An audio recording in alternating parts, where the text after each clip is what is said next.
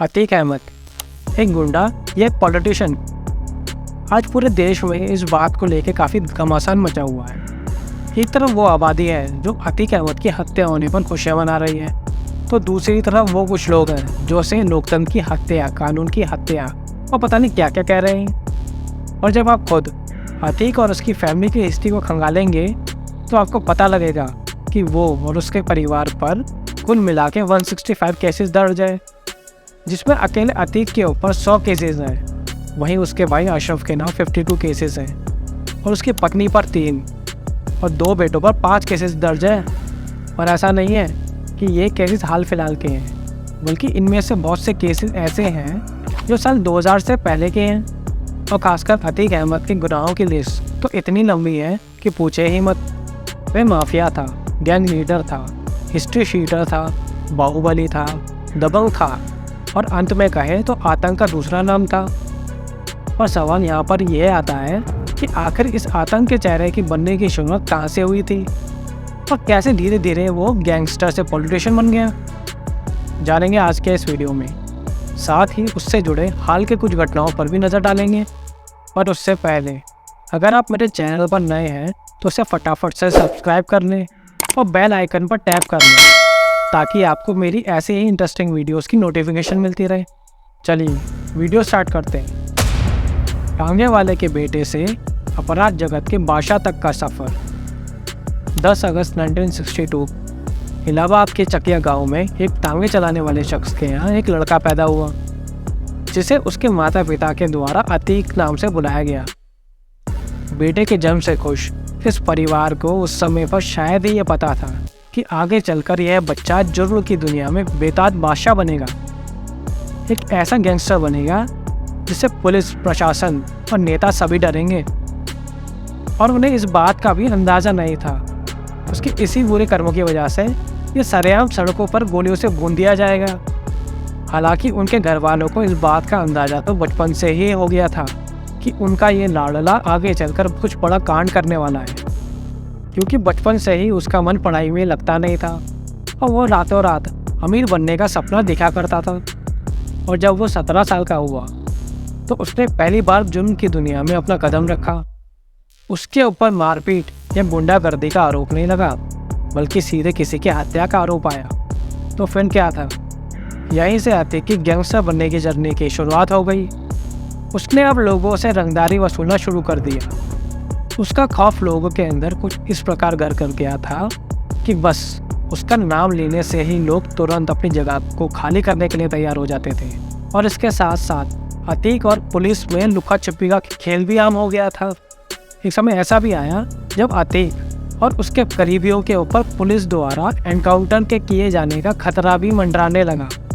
और फिर अतीक को इस बात का आभास भी हुआ कि अगर उसे अपनी और अपने परिवार की सुरक्षा करनी है तो उसे राजनीति की छत्र छाया में शरण लेना ही होगा। गैंगस्टर बना पॉलिटिशियन। पुलिस के एनकाउंटर से बचने और अपने काले धंधे को चलाने के लिए अतीक ने साल 1989 में उत्तर प्रदेश की राजनीति में एंट्री मारी। उसने अपने धर्म का फायदा उठाया और सांप्रदायिक कार्ड खेलते हुए 1989 में हुए यूपी के विधानसभा चुनाव में इलाहाबाद वेस्ट सीट से निर्दलीय उम्मीदवार के तौर पर किस्मत आजमाई और उसे इस चुनाव में कामयाबी भी मिल गई और वह एक माननीय विधायक भी बन गया। और आपको जान के हैरानी होगी कि ऐसा करने के लिए उसने इस चुनाव में अपने ही जैसे क्रिमिनल चांद बाबा को वोटिंग के बाद और नतीजे आने से पहले रोशनबाद इलाके में जाकर गोलियों और बमों से मौत के घाट उतार डाला था। और इसके बाद तो मानो उसकी राजनीति गाड़ी चल ही पड़ी। वो इसी इलाहाबाद सिटी वेस्ट सीट से 1991, 1993, 1996 और 2002 में लगातार चुनाव जीता। साथ ही साल 2004 में सांसद चुने जाने तक अतीक ने जिस भी चुनाव में किस्मत आजमाई उसे हर जगह से कामयाबी मिली, क्योंकि वे जहाँ से भी खड़ा होता था अक्सर वहाँ से कोई भी प्रतिद्वंदी खड़ा ही नहीं होना चाहता था। राजूपाल की हत्या और अतीक के पतन की शुरुआत। दोस्तों, जुर्म करने वाला कितना भी बड़ा क्यों ना हो, एक बार जब उसके पाप का गड़ा बढ़ जाता है तो वहाँ से उसके पतन की शुरुआत हो जाती है।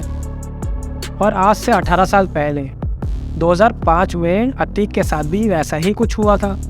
इस दिन एक ऐसी घटना घटी जो न सिर्फ इतिहास बन गई, बल्कि इसने अतीक और उसके पूरे परिवार के पॉलिटिकल कैरियर को पूरी तरह तबाह करके रख दिया। क्योंकि इस दिन की घटना के बाद अतीक ने कई सारे लोकसभा और विधानसभा चुनाव लड़े, पर हर एक चुनाव में उसे करारी हार का सामना करना पड़ा। पर आप सोच रहे होंगे, आखिर ऐसा क्या हुआ था साल 2005 में? आइए जानते हैं। दरअसल सांसद बनने के बाद अतीक को विधानसभा की सदस्यता छोड़नी पड़ी और उसने अपने इस्तीफे से खाली हुई सीट पर अपने छोटे भाई खालिद अजीम उर्फ अशरफ को समाजवादी पार्टी का टिकट पर चुनाव लड़वाया। इस चुनाव में अशरफ से मुकाबला करने के लिए बहुजन समाज पार्टी ने राजू पाल को टिकट दिया, जो कि अतीक के जैसा ही गैंगस्टर था। और इस प्रकार दो बाहुबलियों के बीच चुनावी घमासान शुरू हुआ और चुनावी नतीजे आने के बाद अशरफ को राजू पाल के हाथों करारी हार का सामना करना पड़ा, जिसके बाद तो अतीक के गुस्से का ठिकाना ही नहीं रहा। उसने राजू पाल के विधायक बनते ही उस पर कई सारे जानलेवा हमले करने शुरू कर दिए और फिर 25 जनवरी को शहर के धूमनगंज इलाके में उसने राजू पाल की दिन दहाड़े हत्या तक करवा दी थी और यहीं से उसके पतन की शुरुआत हुई। इस हत्या के आरोप में दोनों भाई अतीक और अशरफ को जेल की हवा खानी पड़ी। और भाई, राजनीति में कहाँ कोई ज़्यादा दिनों तक जेल में बंद रहता है। उस समय पर की मुलायम सरकार ने अपनी प्रतिष्ठा बचाने के लिए अशरफ को जेल से बाहर कर लिया और विधायक के रूप में चुन लिया, जिसके बाद भी साल 2007 के चुनाव में अशरफ और 2012 के चुनाव में अतीक को करारी हार का सामना करना पड़ा। और साथ ही राजू पाल की हत्या का आरोप अतीक के गले में कुछ इस प्रकार फंसा कि वो मरते दम तक इससे उबर ही नहीं पाया। उसने साल 2009, 2014, 2018 और 2019 में भी कई जगह से चुनाव लड़ा, पर नतीजा अभी भी वही था। उमेश पाल हत्याकांड। साल 2005 में राजू पाल हत्याकांड का उमेश पाल एक चश्मदीद गवाह था।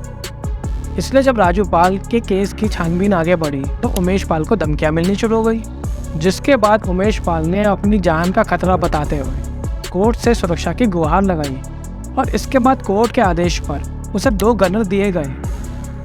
इसके बाद राजू हत्याकांड के दोषी को पकड़ने में पुलिस जुट गई, पर साल 2023 आ गया और उसके मुजरिम अभी भी खुले घूम रहे थे। ये केस और भी लंबा होते जा रहा था। पहले ये केस यूपी पुलिस को सौंपा गया, फिर उसके बाद सीआईडी को दे दिया गया, फिर सीआईडी से ये केस सीबीआई को सौंप दिया गया और अंत में यह पूरा मामला सुप्रीम कोर्ट तक जा पहुंचा। लेकिन 24 जनवरी 2023 को कुछ ऐसा हुआ जिसने पूरे प्रशासन को हिलाकर रख दिया। दरअसल राजू पाल हत्याकांड का एकमात्र चश्मदीद गवाह उमेश पाल था, जिसे अतीक के बेटे असद ने दिन दहाड़े गोली मारकर हत्या कर दी। और यही चीज़ अतीक और उसकी पूरी फैमिली के लिए काल बन गई, क्योंकि अब उत्तर प्रदेश में ना तो अखिलेश की सरकार थी और ना ही मायावती की। अब यूपी के मुख्यमंत्री योगी आदित्यनाथ थे, जिन्होंने ये प्रण ले रखा था कि माफिया को मिट्टी में मिला देंगे। अतीक पर चला योगी का बुलडोजर। योगी राज में अतीक और उसके सारे ग्रुप और उसके करीबियों के खिलाफ ताबड़तोड़ कार्रवाई का दौर शुरू हो गया। इस पूरी कार्रवाई ने अतीक की कमर तोड़ दी, पर अभी तो उसके गुनाहों का हिसाब होना बाकी था। उमेश पाल हत्याकांड के बाद योगी सरकार के द्वारा अतीक के ऊपर 144 कार्रवाई की गई। उसके गैंग से जुड़े 14 लोगों को गिरफ्तार कर लिया गया। 22 करीबियों की हिस्ट्री शीट खोली गई। उसमें से 14 लोगों के साथ गुंडा एक्ट के तहत कार्रवाई भी की गई। इसके बाद अतीक के 68 हथियारों के लाइसेंस भी रद्द कर दिए गए और उसके 751 करोड़ की अवैध संपत्ति को मिट्टी में मिला दिया गया। साथ ही उसके कई ठेके और टेंडरों और दूसरे इलीगल एक्टिविटीज़ पर शिकंजा कसा गया, जिसमें उसे कुल मिला के 2368 करोड़ रुपए का आर्थिक नुकसान हुआ। पर दोस्तों, ये नुकसान तो अतीक के लिए कुछ भी नहीं था। उसका असली नुकसान तो तब हुआ जब 13 अप्रैल 2023 को उसके बेटे असद को यूपी के स्पेशल टास्क फोर्स ने एक मुठभेड़ के दौरान मार गिराया। यह पहली बार था जब अतीक को असल में महसूस हुआ कि किसी अपने को खोने का दर्द क्या होता है। और यही वो पहली बार था जब अतीक के चेहरे पर लोगों ने डर देखा, खौफ देखा। एक ऐसा खौफ जो आज तक कोई भी सरकार उसके चेहरे पर कभी नहीं ला पाई थी। अतीक और उसके गुनाहों का हिसाब। दोस्तों, आपने वो कहावत तो सुनी होगी, हमें हमारे अच्छे और बुरे कर्मों का फल इसी जन्म में मिलता है। अतीक और उसके लोगों ने जितने भी बुरे कर्म किए थे, उसे एक ना एक दिन तो उसका फल मिलना ही था। पर यह फल उसे उसी के अंदाज में मिलेगा, ये हम में से कोई भी नहीं जानता था। अपने बेटे के गम में डूबा अतीक और उसके भाई अशरफ को 15 अप्रैल के दिन उमेश पाल हत्याकांड की सुनवाई के लिए कोर्ट में पेश होने के लिए कहा गया था। पर वहाँ पेश होने के बाद उन दोनों को पूरी सिक्योरिटी के साथ हॉस्पिटल एक रूटीन चेकअप के लिए ले जाना था, जहाँ से उन्हें वापस जुडिशियल कस्टडी में भेज दिया जाता। पर हॉस्पिटल पहुँचने से कुछ दूर पहले ही मीडिया पर्सन के रूप में वहाँ मौजूद कुछ गुंडों ने अतीक और अशरफ को गोली मारकर हत्या कर दी।